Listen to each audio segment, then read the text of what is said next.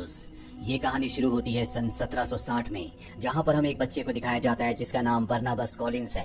वो एक बहुत ही अमीर परिवार से ताल्लुक रखता है और अब उसकी पूरी की पूरी फैमिली समंदर के रास्ते एक बहुत बड़े शिप से लिवरपूल शहर को छोड़कर एक नई दुनिया, नए शहर की तलाश में निकल पड़ती है। और बहुत जल्दी ये एक पोर्ट पर पहुंच जाते हैं जहाँ पर ये अपनी नई दुनिया, नए शहर को बसाते हैं और इस शहर का नाम रखा जाता है कॉलिंस पोर्ट। इस शहर में वो अपना एक बहुत बड़ा मेंशन भी बनवाते हैं जिसका नाम रखा जाता है कॉलिंगवुड मेंशन। इसी तरह से वक्त बीता और 15 साल बीत जाते हैं और अब बरनाबस बड़ा हो चुका है।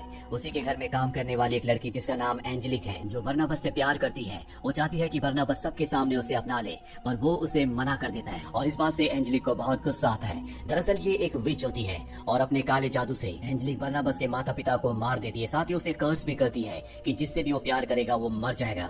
अब बरनाबस को पूरा यकीन होता है कि उसके माता पिता की जो मृत्यु हुई थी वो कोई हादसा नहीं था, बल्कि एंजेलिक ने अपने काले जादू से उन्हें मारा है। इसीलिए वो साबित करने के लिए कि उसके माता पिता को एंजेलिक ने मारा है, काले जादू की किताबों का अध्ययन करना शुरू कर देता है। बरनाबस यहाँ एक लड़की से प्यार भी करता है जिसका नाम जोसेट होता है और वो उसकी फियांसे है। पर जब ये बात विच एंजेलिक को पता चलती है तो वो गुस्से और नफरत से पूरी तरह से भर जाती है और वो अपना काला जादू करती है, जिससे जोसेट एक पहाड़ी की चोटी पर जाती है जिसे विडोज क्लिफ कहा जाता है। वहाँ से कूदकर वो अपनी जान दे देती है और जब बरनाबस को पता चलता है तो वो भी उसी पहाड़ी की चोटी पर जाता है और वहाँ से कूद जाता है। लेकिन एंजेलिक अब उसे वैम्पायर में बदल चुकी होती है, इसीलिए इतनी ऊंचाई से कूदने के बाद भी वो जिंदा रहता है। वो वापस अपने मेंशन में आ जाता है, जिसके बाद एंजेलिक गांव वालों को लेकर वहां पहुंच जाती है और सबको बताती है कि बरनाबस कोई इंसान नहीं है बल्कि वो एक वैम्पायर है। इसीलिए बरनाबस को एक ताबूत के अंदर बंद करके उसे चेन से बांधकर जमीन के अंदर गाड़ दिया जाता है। और इसी तरह से अब 200 साल बीत जाते हैं। साल आता है सन 1972 का, जहाँ पर एक लड़की को दिखाया जाता है जिसका नाम विक्टोरिया होता है और विक्टोरिया बिल्कुल जोसेट की तरह दिखती है।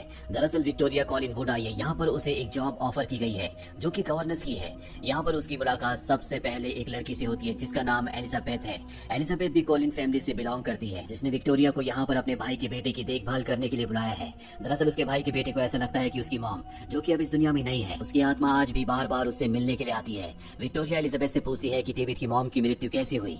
एलिजाबेथ बताती है कि पानी में डूबने की वजह से। और अब रात को जब ये डिनर टेबल पर बैठे होते हैं तभी यहाँ पर एक साइकाइट्रिस्ट भी आती है, जिसे एलिजाबेथ ने अपने भाई के बेटे डेविड के लिए बुलाया होता है, क्योंकि बार बार उसका कहना होता है कि वो अपनी मॉम की आत्मा को देख सकता है। और तभी विक्टोरिया देखती है कि सामने सफेद चादर के अंदर कोई आकृति है, लेकिन विक्टोरिया नहीं डरती और ये डेविड होता है। दरअसल वो विक्टोरिया को यहाँ पर डराने के लिए आया था, लेकिन विक्टोरिया उससे बिल्कुल भी नहीं डरती। डिनर करने के बाद वो अपने कमरे में चली जाती है और तभी विक्टोरिया देखती है कि एक बार फिर से डेविड वही चादर लेकर उसे डराने के लिए आया है। और जैसी वो चादर हटाती है तो उसके पीछे डेविड नहीं बल्कि जोसेट होती है, जिसने आज से 200 साल पहले ऊपर से कूदकर अपनी जान दे दी थी। वो उसे कहती है कि वो वापस आ रहा है। वही हमें कुछ वर्कर्स को दिखाया जाता है जो खुदाई कर रहे होते हैं और तभी उन्हें जमीन के नीचे एक ताबूत मिलता है जो कि बरनाबस का ताबूत है। और जब वो उस ताबूत को खोलते हैं तो बरनाबस उससे आजाद हो जाता है। वो 200 सालों से आज भी जिंदा होता है। वो एक वैम्पायर है जो कई लोगों के खून से अपनी भूख मिटाकर यहाँ से निकल जाता है। और जब वो अपने कॉलिंगवुड मेंशन के बाहर पहुंचता है तो घर का नौकर उससे मिलता है। अपनी शक्तियों से वो उसे अपने वश में करके अपना गुलाम बना लेता है। वो अपने गुलाम से पूछता है क्या अब भी कॉलिंगवुड में कॉलिंस फैमिली के वंशज हैं। वो कहता है कि हाँ। और अब बरनाबस अंदर आ जाता है, जहाँ पर वो एलिजाबेथ, जो कि उसकी वंशज है, उसकी बेटी को और एलिजाबेथ के भाई के बेटे को देखता है। ये दोनों बच्चे सोचते हैं कि ये कोई ऐसा इंसान है जिसकी दिमागी हालत ठीक नहीं है। बरनाबस कहता है कि ये फोटो में जो इंसान है वो मैं हूँ। इस फोटो को बनवाने के लिए मैं कई घंटों तक इसी तरह से खड़ा था। और अब यहाँ पर एलिजाबेथ भी आ जाती है। एलिजाबेथ इसे कोई बहरूपिया समझती है जो बरनाबस का भेष बनाकर यहाँ पर आ गया है, लेकिन बरनाबस कहता है कि जल्दी तुम्हें मेरी सच्चाई, मेरी असलियत पर पूरी तरह से यकीन हो जाएगा। और वो एलिजाबेथ को अपने साथ नीचे तहखाने में ले जाता है जहाँ पर कॉलिंस फैमिली का खजाना होता है। और अब एलिजाबेथ को भी समझ में आ जाता है कि ये जो इंसान है ये और कोई नहीं बल्कि बरनाबस कॉलिंस है। वो उसे बताता है कि मैं कोई इंसान नहीं हूँ, मैं एक वैम्पायर हूँ, लेकिन मैं वादा करता हूँ कि मैं कॉलिंस फैमिली में किसी को भी नुकसान नहीं पहुंचाऊंगा। जिसके बाद रात को डिनर टेबल पर हमें दिखाया जाता है कि कॉलिंस फैमिली को अब बरनाबस को इंट्रोड्यूस किया जाता है। एलिजाबेथ कहती है कि ये हमारे दूर के रिश्तेदार हैं। यहाँ पर बरनाबस को ये भी पता चलता है कि उसका खानदानी जो फिशिंग का बिजनेस था वो पूरी तरह से बर्बाद हो चुका है। और अब यहाँ पर विक्टोरिया आती है, जिसे देखकर बरनाबस पूरी तरह से हैरान हो जाता है, क्योंकि उसकी शक्ल जोसेट से मिलती है। वो खड़ा होकर उसे जोसेट कहता है और विक्टोरिया उसके पास आती है और उसे कहती है कि मेरा नाम विक्टोरिया है। वही हमें एक लेडी को दिखाया जाता है जिसका नाम एंजेलिक है और ये वही विच है जिसने आज से 200 साल पहले बरनाबस को वैम्पायर बनाया था। ये आज भी जिंदा होती है और इसी ने बरनाबस की पूरे शिपिंग बिजनेस को बर्बाद करके अपने बिजनेस को खड़ा कर लिया होता है।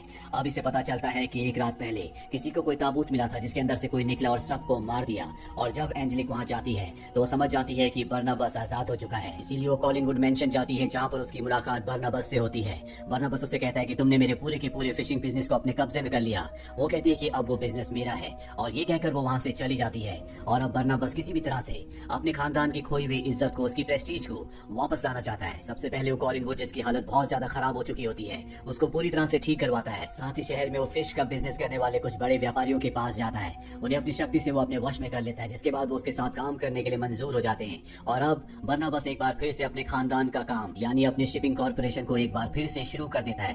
बर्नाबस जब वापस घर आता है तो वहाँ पर जो साइकाइट्रिस्ट होती है, जो कि एलिजाबेथ के भाई के बेटे के लिए यहाँ पर रुकी होती है, उसे बर्नाबस पर शक होता है, इसीलिए वो उसे हिप्नोटाइज करके उसके बारे में सब कुछ जान लेती है। और अब उसे पता चल जाता है कि बर्नाबस एक वैम्पायर है।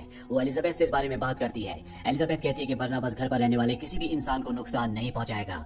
वही बर्नाबस, जो कि अब विक्टोरिया से प्यार करता है क्योंकि उसकी शक्ल जोसेट से मिलती है, उसे इम्प्रेस करना चाहता है, लेकिन उसका जमाना कुछ और था और आज का जमाना पूरी तरह से अलग है। इसीलिए वो एलिजाबेथ की बेटी से पूछता है कि मैं किस तरह से किसी लड़की को इम्प्रेस कर सकता हूँ, मैं आजकल के तौर तरीके सीखना चाहता हूँ। वो बर्नाबस को बताती है कि तुम्हें यंगस्टर से बात करनी चाहिए, उनसे मिलना चाहिए। बर्नाबस ऐसे ही करता है, लेकिन उन सब से बात करने के बाद वो सभी को मारकर उनका खून पी जाता है। और जब वो घर पर आता है तो साइकाइट्रिस्ट उसे कहती है कि अब मैं तैयार हूँ। दरअसल उसने बर्नाबस से वादा किया होता है कि उसके शरीर में जितना भी खून है वो उस पूरे खून को निकाल कर उसमें एक बार फिर से इंसानी खून को डाल देगी, ताकि वो फिर कभी वैम्पायर ना बन पाए, वो एक आम इंसान बन जाए। वहीं बर्नाबस और विक्टोरिया, जो कि जोसेट की तरह दिखती है, इन दोनों के बीच में अब दूरियां कम होना शुरू हो जाती है। दोनों एक दूसरे को पसंद करते हैं। और उसी शाम को बर्नाबस एंजेलिक, जो कि एक विच है, उसके घर पर जाता है।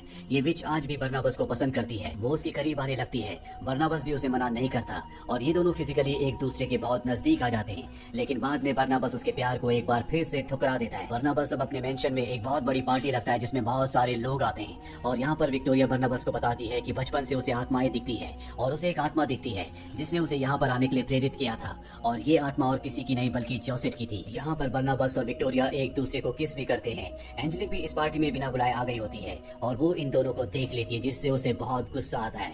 अब बर्नाबस उस कमरे में जाता है जहाँ पर साइकाइट्रिस्ट रहती है। बर्नाबस देखता है कि वो साइकाइट्रिस्ट उसके खून को अपनी बॉडी में इंजेक्ट कर रही है, यानी कि वो खुद को भी वैम्पायर बनाकर अमर बनना चाहती है। उसने बर्नाबस को धोखा दिया था, कभी उसे इंसान नहीं बना सकती। बर्नाबस को इस बात से गुस्सा आता है और वो उसे मारकर समंदर की गहराइयों में फेंक देता है। वहीं बर्नाबस को एलिजाबेथ के भाई, जिसका नाम रॉजर होता है, उसके बारे में पता चलता है कि वो पैसों का बहुत बड़ा लालची है। और अब बर्नाबस उसे कहता है या तो तुम्हें अपने बेटे डेविड का यहाँ पर ध्यान रखना होगा, और अगर तुम ऐसे नहीं कर सकते तो पैसे लेकर तुम यहाँ से जा सकते हो। रॉजर तय करता है कि वो पैसे लेकर यहाँ से चला जाएगा और वो अपने बेटे डेविड को यहीं छोड़कर चला जाता है। डेविड अपने पिता को जाता हुआ देखकर बहुत दुखी होता है। यहाँ पर विक्टोरिया और बर्नाबस भी होते हैं और तभी बर्नाबस के ऊपर धूप पड़ती है, जिससे उसका शरीर जलना शुरू हो जाता है। डेविड ये देखकर डरकर यहाँ से चला जाता है। विक्टोरिया को भी अब पता चल चुका है कि बर्नाबस कोई इंसान नहीं है, बल्कि वो वैम्पायर है जो धूप में नहीं आ सकता। बर्नाबस उसे छूने की कोशिश करता है, लेकिन विक्टोरिया उसे अपने आप को छूने नहीं देती।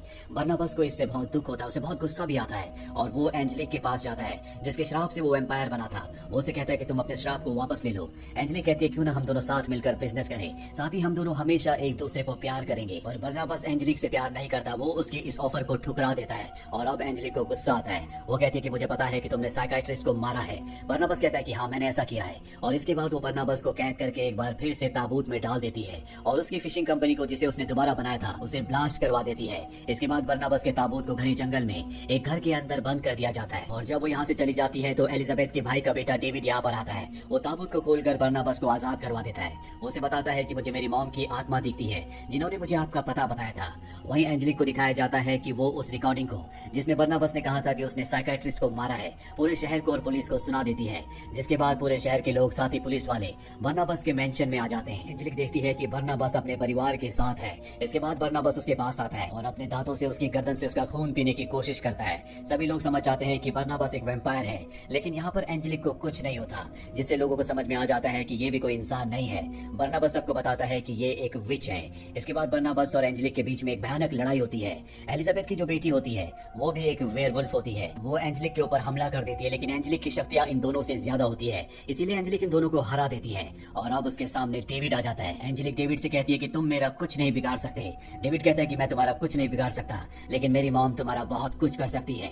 और तभी उसकी मॉम की आत्मा आती है, जो एंजेलिक को एक टक्कर मारती है और वो बहुत बड़े शैंडलियर से टकरा कर नीचे गिर जाती है। वो इतनी बुरी तरह जख्मी हो जाती है कि उसे समझ में आ जाता है कि उसकी मौत होने वाली है।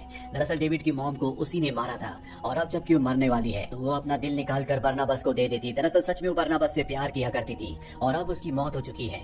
यहाँ पर बर्नाबस को पता चलता है कि विक्टोरिया उसी पहाड़ी की तरफ गई है जहाँ से जोसेट ने आज से 200 साल पहले कूद कर जान दी थी। दरअसल बर्नाबस को श्राप है कि वो जिससे भी प्यार करेगा वो उससे दूर हो जाएगा और अब बर्नाबस किसी भी तरह से विक्टोरिया को बचाना चाहता है। वो उस चोटी पर पहुंच जाता है जहाँ से विक्टोरिया कूदने वाली होती है। वो उसे रोक लेता है और अब विक्टोरिया उससे कहती है कि मैं तुमसे प्यार करती हूँ, मैं भी भी तुम्हारी तरह वैम्पायर बनकर हमेशा के लिए तुम्हारे साथ रहना चाहती हूँ।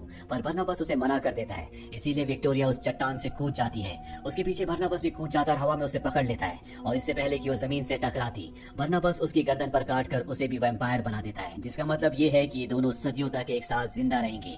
वही पानी के अंदर हमें साइकाइट्रिस्ट को दिखाया जाता है, जो अपनी आंखें खोल लेती है क्योंकि उसने अपने शरीर में बर्नाबस का खून डाला था, जिस वजह से वो भी अब वैम्पायर बन चुकी है। बर्नाबस को लगता है कि अब सब कुछ ठीक हो चुका है, लेकिन उसे नहीं पता कि जिस साइकाइट्रिस्ट को उसने मारा था वो भी अब वैम्पायर बनकर जिंदा हो चुकी है। तो ये थी पूरी कहानी फिल्म डार्क शैडो की। ये फिल्म ईयर 2012 में रिलीज हुई थी। IMDb पर इसकी रेटिंग है 6.2। उम्मीद करते हैं कि ये कहानी आपको पसंद आई होगी।